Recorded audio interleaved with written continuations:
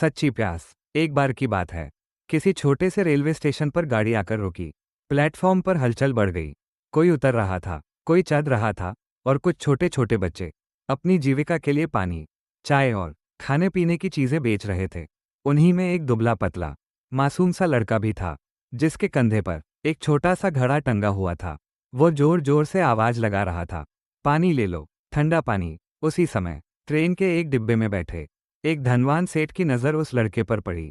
सेठ ने ऊंची आवाज में पुकारा, ए लड़के, इधर आ। लड़का तुरंत दौड़ता हुआ आया और आदरपूर्वक बोला, जी सेठ जी। सेठ ने कहा, एक गिलास पानी दे। लड़के ने तुरंत घड़े से ताज़ा पानी भरकर गिलास सेठ की ओर बढ़ा दिया।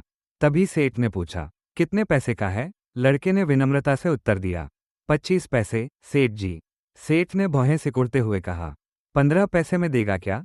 ये सुनते ही लड़का हल्के से मुस्कुराया, बिना कुछ कहे गिलास का पानी वापस घड़े में उड़ेल दिया और चुपचाप आगे बढ़ गया। उसी डिब्बे में एक महात्मा भी बैठे हुए थे। उन्होंने ये पूरा दृश्य ध्यान से देखा।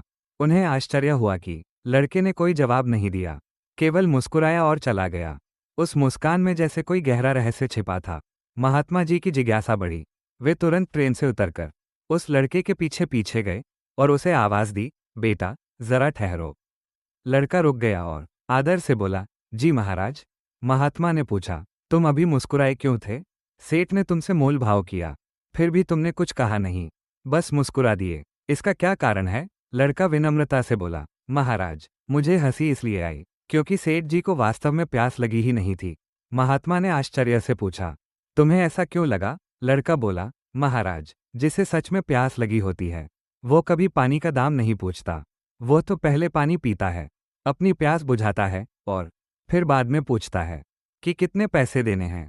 लेकिन जो पहले ही दाम पूछने लगे, इसका मतलब है कि उसकी प्यास सच्ची नहीं है। महात्मा जी यह उत्तर सुनकर गहरे विचार में डूब गए। एक छोटे से बालक ने कितनी बड़ी बात सहज ही कह दी थी। उन्होंने मुस्कुराते हुए कहा, बेटा, तुमने तो बहुत गूढ़ सत्य बता दिया। लड़का बोला, महाराज, यही बात जीवन में भी लागू होती है। जिन लोगों को सच में कुछ पाने की चाह होती है, चाहे वो ज्ञान हो, ईश्वर हो या सफलता, वे कभी तर्क वितर्क में समय नहीं गंवाते।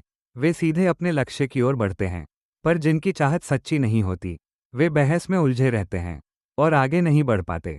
महात्मा जी उस बालक की बात सुनकर अत्यंत प्रसन्न हुए। उन्होंने उसे आशीर्वाद दिया और मन ही मन सोचा कि सत्य और ज्ञान उम्र के मोहताज नहीं होते, वे तो कहीं से भी मिल सकते हैं। उस दिन के बाद महात्मा जी ने अपने शिष्यों को भी यही सिखाया कि जीवन में सच्ची प्यास बहुत जरूरी है। यदि मन में ईश्वर को पाने की सच्ची लगन हो तो व्यक्ति किसी भी कठिनाई से नहीं डरता। वास्तव में यदि भगवान नहीं है तो उनका स्मरण क्यों किया जाए, और यदि वे हैं तो फिर चिंता किस बात की? जीवन में जो कुछ भी हम खोते हैं वो हमारी नादानी का परिणाम होता है, और जो कुछ भी पाते हैं वह ईश्वर की कृपा होती है। मनुष्य का जन्म और मृत्यु उसके हाथ में नहीं होते, परंतु जीवन को कैसे जीना है ये पूर्णतः उसके हाथ में है। इसलिए हमें चाहिए कि हम जीवन को हंसी, प्रेम और भक्ति से भर दें। जीवन का आरंभ हमारे रोने से होता है और अंत दूसरों के रोने से, लेकिन इन दोनों के बीच का समय यदि हम मुस्कान, सेवा और ईश्वर भक्ति से भर दें तो वही सच्चा और सफल जीवन कहलाता है। आपको ये कहानी कैसी लगी? ऐसी ही नई नई और प्रेरणादायक कहानियां सुनने के लिए हमारे चैनल को जरूर फॉलो और कमेंट करें। धन्यवाद।